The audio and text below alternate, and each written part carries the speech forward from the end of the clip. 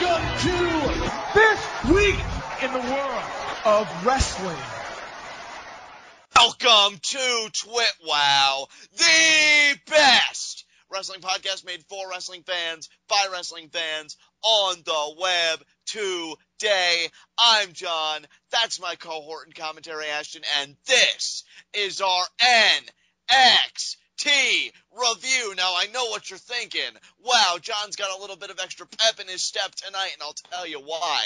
Because when you have Lucha Underground and then NXT air back-to-back in consecutive days, it is impossible to not be in a good mood, and NXT tonight killed it. What an NXT championship match, and just everything from top to bottom. I love this episode of NXT, but as always, don't take my word for it. Ashton, what'd you think of it? It was alright. Wow. Just kidding, it was good. Oh my god, fake out for the win! Alright. Yeah, John's going a little bit crazy today. Yeah, I am just in a fantastic mood on all levels. So with that said, I don't even know why we have to bother, but I'll humor us all anyway. Our first segment, Heat of the Night, and I am living in the freaking Arctic right now. No heats of the night for John. What about you, Ashton? I have 3 heats of the night. Oh my Lanta. And I am too sarcastic to actually say this with a straight face. Yeah! So I'm guessing that also means 0 heats of the night for you. Well, I do have 1. Oh, you do have 1, seriously? No, I okay, don't. well, let's talk about it. I said no, I don't. Oh, no, you don't. Oh, you got me there. You got me there. So with that said, we can bypass this segment and go straight to our NXT review. And Ashton, how do we open this baby up? With Finn Balor, who says that he's the future before getting interrupted by Tyson Kidd and Justin Gabriel. Yeah, and Tyson Kidd and Justin Gabriel come to the conclusion about Finn Balor that just because a guy comes in, gets cool music, he thinks he's a big shot, well, they're going to teach him what being a big shot really means and show him what he really is. And right before they get the jump on Finn Balor, in comes Hideo Itami. Hideo Itami. Yeah. And we, you gotta realize, as soon as he comes out, Tyson Kidd and Justin Gabriel are like, nope, they nope the F out of there, man. They don't want anything to do with these two, but the ref's like, no, get back in here. And then we get an announcement from our ring announcer that this is now a tag team match as per general manager William Regal. Which, I don't know, it may seem like Teddy Long's really pulling the strings to go straight for the tag match, going straight for the jugular. But, yeah, we open up with a tag team match, Tyson Kidd and Justin Gabriel against Finn Balor and Hideo Itami. This was a fun opener, dude. And you know what? The more I see of Finn Balor, the more I feel like he is going to become a really big favorite of mine in due time. We got a little hint of his mic work in the first segment, which I didn't think was bad. After tonight, he's already in my top 5 on NXT. I don't blame you. I wouldn't blame anybody who would comment on this review and say, oh, Finn Balor is already in my top 5 or top 10. Like, he deserves to be there. He is so exceptional in that ring. There was one spot he did, I don't know, maybe I was a bit overly impressed, but I still popped hard for it, where I think he avoided offense from, I want to say it was Justin Gabriel. He vaulted over the ropes onto the apron, and he booted Tyson Kidd in the face. Yeah. A great sequence. I mean, Finn Balor is so fluid. When I saw that, and I knew that that's what you were reacting to, I was like, wow. I mean, it was cool, but I didn't think it was that big of a deal. But yeah, John really marked out for that move, for that sequence. I think with me, Ashton, I'll never stop being impressed with the fluidity of high flyers. Just execute with such finesse a multitude of maneuvers, a sequence like that. And Finn Balor's no exception. I'd like to see the combinations this guy can do with his speed.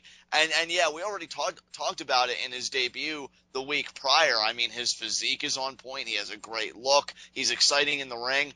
I think, we talk a lot about guys who have great packaging. I think Finn Balor really is the total package. Yeah. I mean, I think that the spot that I marked out for the most in this match was the Pele kick, and they actually referred to it as a Pele kick. So, yes, please. I loved it. Like, he ducks the clothesline, just does a friggin' backflip, and tip of the foot, tip of the forehead, meat. Dude, his Pele kick is perfection. Yeah. Such great form. And you know what? I think this tag team is already paying the dividends that I hoped it would, because Hideo looked a lot better in this match, a lot cleaner with his offense than I've seen him look lately. So I think him working shorter spurts, in between tags and everything, is really working to his benefit, because he looked great here. Yeah, it really is. And I was actually kind of saying this while we were watching it. I feel like the only reason this tag team is even a thing is because Finn Balor is ready. He's there right now. He could have skipped NXT entirely. And I don't say that about many people. I very rarely say that, but he could have skipped NXT and gone straight to the main roster, and he would have gotten over immediately. But I think that the main reason they're doing this tag team is so that they can A, say that Finn Balor paid his dues on NXT, and B, so that they can kind of keep Hideo Itami hidden away for a little while he learns English, while he gets used to working in American-sized rings, while he gets used to working for a camera and with commentators and that kind of stuff, and just kind of gets acclimated to the style that they've got going on here. And I don't think that there's anybody that could better cover him up than Finn freaking Balor. I think just everybody wins in this situation with these two being a team. Because I think it's a great introduction for Balor. They found a great way to introduce him to the audience. The audience gets to behold great tag team matches featuring these two. And Hideo gets to continue his work, continues to progress as a worker to the WWE style while teaming with Balor and keeping himself occupied on the shows and being a relevant part of the product. So everybody really wins in this situation. And speaking of winning, these two won their match, because Finn Balor got the pin off of Justin Gabriel after a beautiful double stomp off the top rope. Yeah. I'm telling you, man, devastation never looked so good. Yeah, this match was basically welcome to NXT to Hideo and Finn, because we've seen what they can both do just from a beatdown standpoint, and this we finally got to see what they could do as an actual match. And now, like, I just wish it could have been longer, because this match was only like 7 or 8 minutes, maybe not even that long.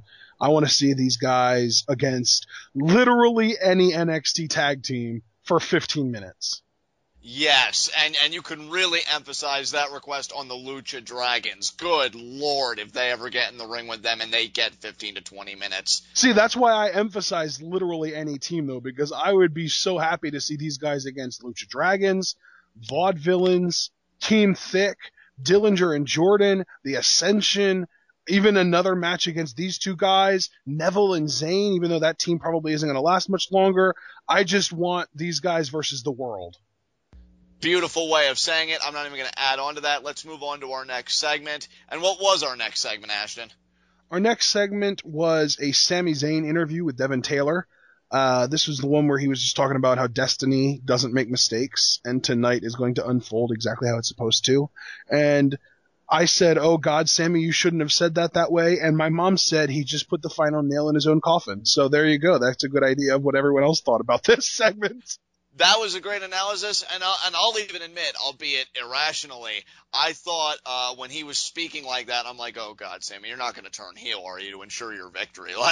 So it was crazy, because I think we all knew he was doomed when he said it. We just didn't know how doomed he was, in what context. So, yeah, good promo from Zayn, but I think, as your mom so eloquently put it, final nail in the coffin. Yeah. Did you have anything else to add on this interview, or can we move on? We can move on, man. Sasha Banks versus Alexa Bliss. And, man. This is the first time, I think, ever that a Divas match, main roster or not, got EC dub chance, because Alexa got a nosebleed mid-match, and it forced the match to end early, if I had to guess, because it seems like they really rushed into their finish after they found out that she had a nosebleed. But, Sasha wins via her awesome combo, the backstabber into crossface. You know, and I understand why they did it, but it is a shame that the match couldn't have gotten even 5 more minutes to really show the grit and the heart of Alexa Bliss to fight while bleeding. I think even 2 more minutes. They rushed like 30 seconds go. They did, and you know what? And again, I completely understand why they did it, but for me personally, I feel like they missed an opportunity. I think the fans would have really embraced and respected Alexa Bliss exponentially more if she would have fought through the bleeding and trying to get the win. But Sasha continues to look dominant. She's got Becky Lynch in tow, so again, she's rebuilding her little team there. And yeah, I think Sasha Banks is primed to win the NXT Women's Championship. Yeah. The promo afterwards was awesome. Yeah. Pretty much saying that she's got her eyes on Charlotte, and she might as well just come down now and make it official because she is going to beat Charlotte. She's going to humiliate her and show why she is the baddest diva in NXT. Or did she say baddest boss? Because she probably went for the alliteration, right? So she probably said baddest boss in NXT. No, she said the baddest diva on NXT. Oh wow, I got it right the first time. I'll be shocked. All right. So I really like that promo, definitely. Because I was waiting her to be like, I am the boss of NXT, and she never said it, which is why I remember that she didn't say it. Because Okay. My brain works in odd ways, John. You know what, dude? I'm like Charlie Sheen. Why don't you plug this thing and be like, whoa, unplug this bastard. Yeah, man. But you know what? I was convinced for a little bit that Bayley was going to be the next NXT champion, but I really think I've come around to, it's Sasha's time. Because I hope so, dude. Here's why I say that, though, because you had Paige start out as the very first NXT Women's Champion. You had Charlotte win it, and we couldn't even really tell if she was a heel or a babyface, but the way she won it, especially the conclusion, it was babyface, and she would have heelish tendencies, but pretty much I think Charlotte all but turned after winning the title, and now clearly I think that she was kind of like borderline, maybe tweener-ish between her winning the title and defending it against Bayley, and she's been purebred babyface since defending it against Bayley. Exactly. I don't think, though, that we've had really like a pure-blooded heel win that championship. That's why I feel like Sasha Banks is so primed. But you know what, though? I have this odd feeling that when Sasha does win the title, they're going to be forced to turn her face because people are really buying into her now.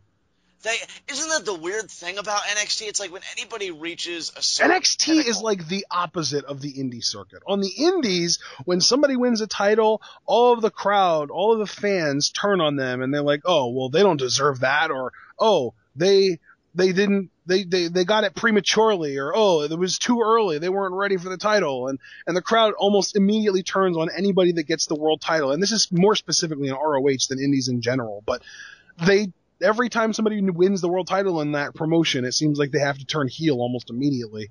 Whereas on NXT, specifically the women's championship, because we can't really say the same about the world title or the tag titles, but it seems like with the women's championship, as soon as somebody wins the title, they immediately have to turn face because the crowd, it's like they won the title because of crowd support, despite the fact that they were a heel going into the title match.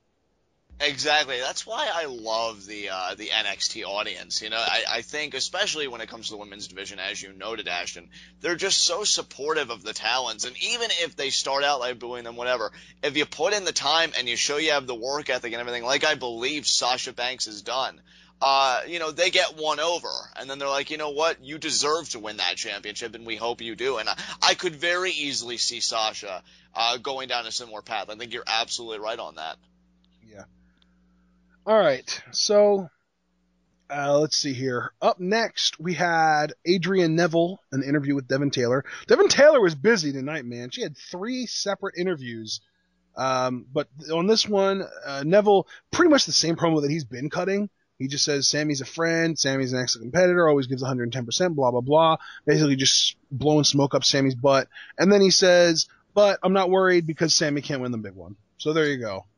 Yeah, you pretty much nailed it on all counts. This is a very similar promo to what he's been cutting, as you noted, so I have nothing to add. We can move on. Okay, so up next, we had Lucha Dragons versus Team Thick in... Man, I don't know. I'm hard-pressed not to call this my favorite match of the night, because as great as the drama and the story that got told in the Zayn Neville match was, I wasn't able to get into that as much as I was able to get into this. Wow, that's quite a compliment to these two teams. You know what, though? I can't really even say that I blame you or can be contentious with you, because these are 2 great teams. I love what Team Thick is about. I think they have a great look, a great presentation. Buddy Murphy, for me personally, Ashton, was the surprise of the freaking year, because I didn't expect him to be as good as he was. But then again, you would always tell me how he was just really amazing in Australia, which I, of course, never watched. Do your research, son. Yeah, you know what? I should educate myself. I shouldn't be proud of my ignorance. But, yeah. I didn't think you were proud of your ignorance. Now I'm disappointed in you. I don't blame you. But, yeah, Murphy really showed up here. And Wesley Blake, I like him too. Not to discredit him, but Murphy, I think, is the real star of that team, at least for the moment. And you want to talk about freaking stars. Dude, Kalisto is going to own on the main roster. If not even for crowds for a while, which I couldn't even conceive why, I think his merchandise will sell like hotcakes. I think there's a real star there in Kalisto for the WWE. Yeah, I actually meant to ask you, why were you marking out for Kalisto so much? Just because of the one move that he did over the top rope? Well, it wasn't just the little plancha-esque maneuver that he did. It was how he escaped Team Thick to get the tag, like kicking one in the head and then pretty much kicking off with both legs of the other guy. Just the speed and the quickness, pretty much on his back. Right. Really impressed me. I'm telling you, Kalisto is a guy.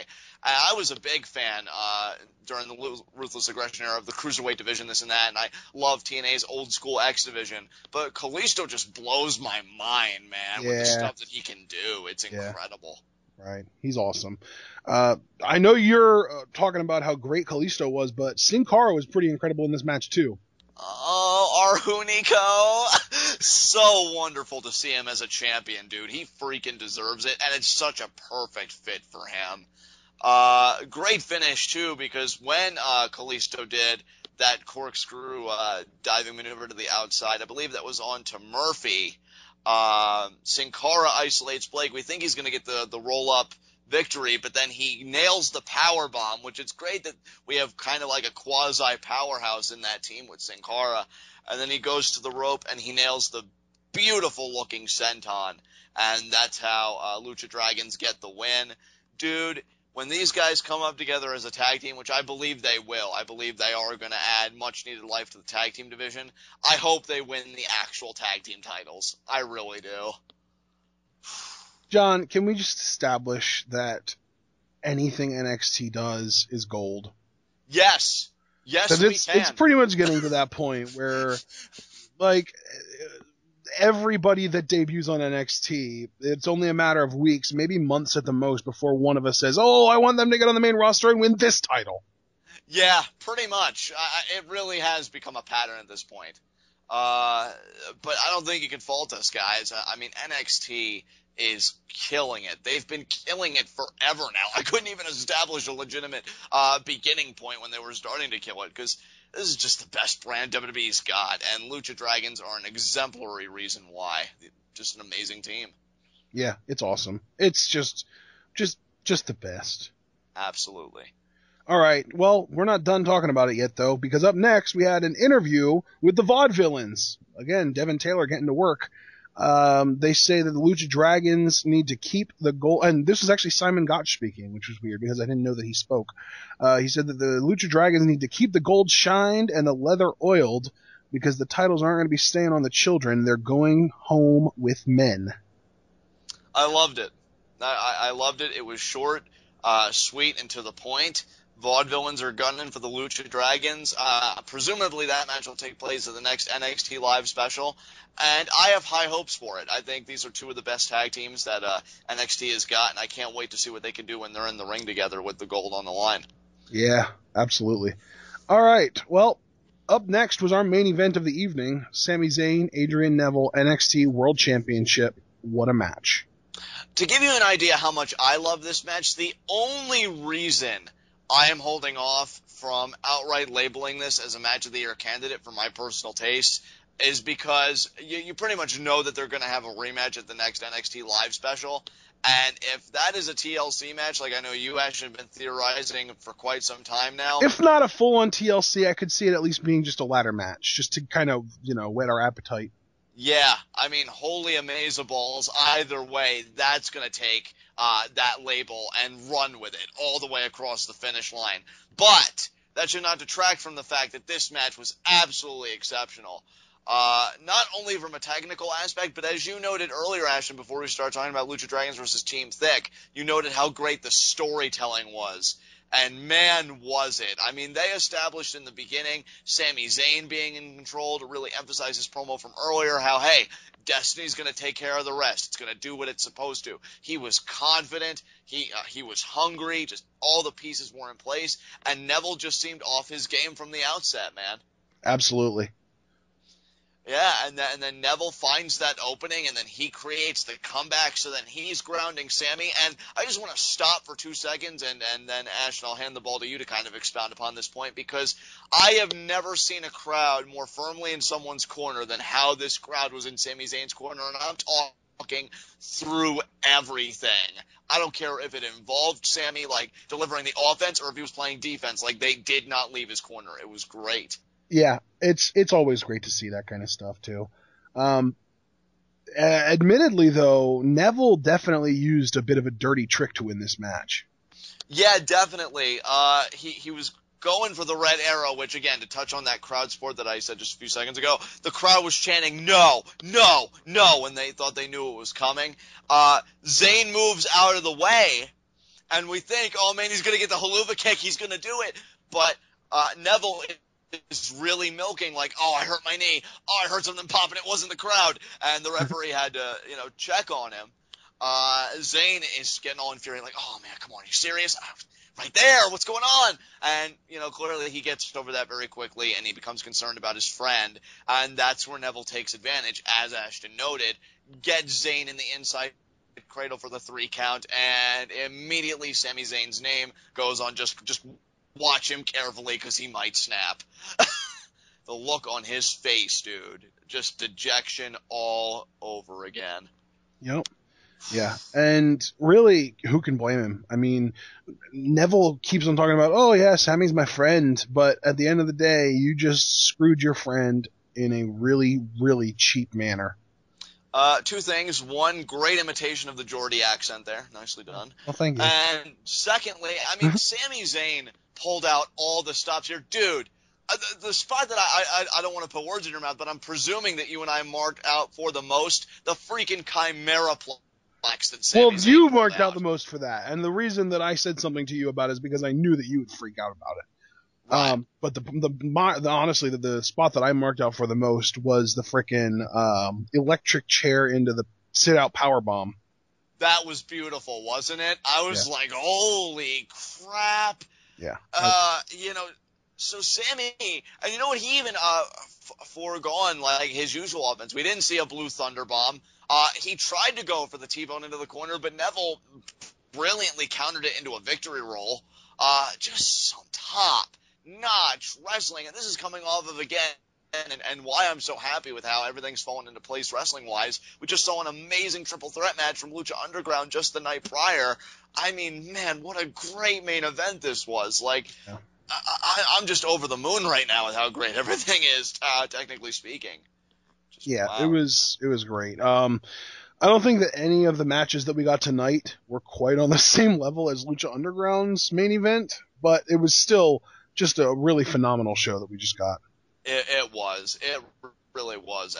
And you know what? I really love, just to touch on NXT Creative for a second, they didn't go the route of Neville, maybe like feigning like, oh, I'm so sorry, Sami, and attacking him and showing that the knee was fine.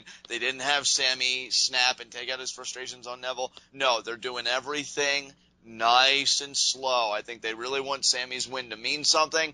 And it really, honestly, if Neville had showed more dirty tactics here and showed his malicious side, I wouldn't have been interested to hear his side of the story. But the fact that he just continued to milk that knee and play up like, yeah, I need it checked, I'm going to be very curious what he has to say about the outcome of this match next week. So, yeah, that was the curious part to me, because normally in cases like this, you would expect the one that got away with the heelish tactic to be like, oh, ha, ha, and maybe like start doing jumping jacks and shaking his leg out like, oh, I'm fine, and really just trolling.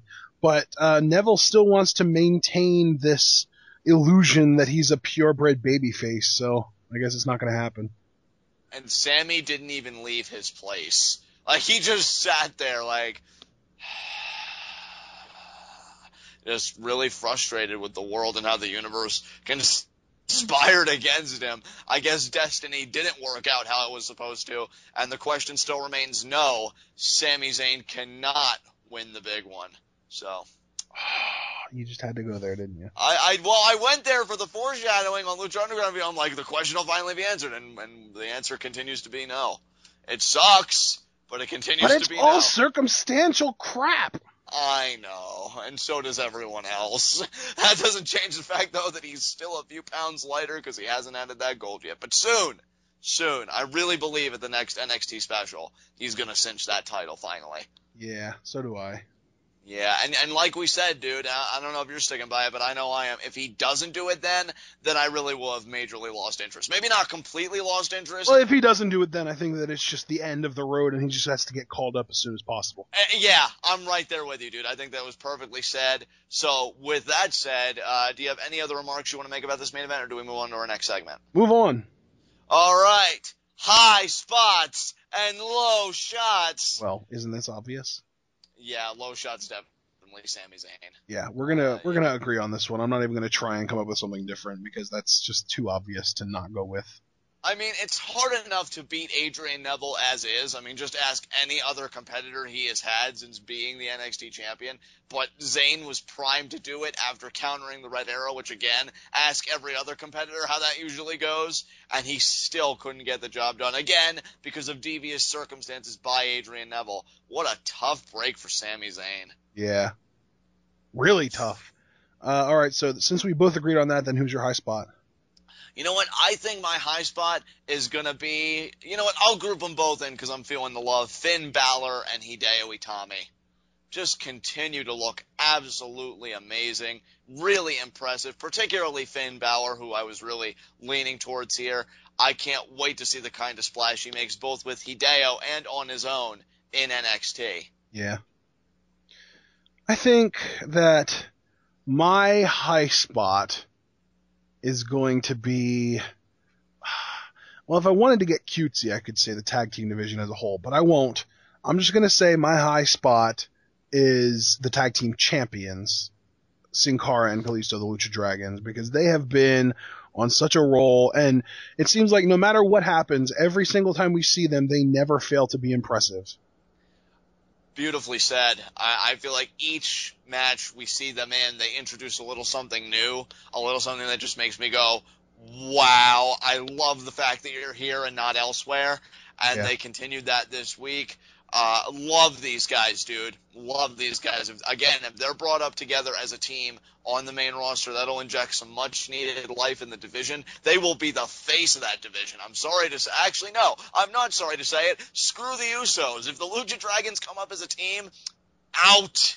Yeah, I mean, I'm telling you, man, they will take over big time. Completely agree with you, my friend. Completely agree. All right, with that said, do you have any concluding remarks about this episode of NXT?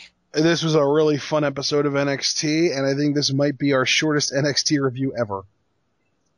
Absolutely, man. So with that said, this has been NXT. This has been TWitWoW, the best wrestling podcast made for wrestling fans, by wrestling fans, on the web today. I'm John. That's my cohort and commentary, Ashton. Guys, be sure to comment and subscribe on YouTube. Discuss on Pweetoff who was the standout for you this week on NXT. And we will see you again for our Monday Night Raw review, where John Cena and the Authority will continue to battle each other on the road to Survivor Series. See you then, guys.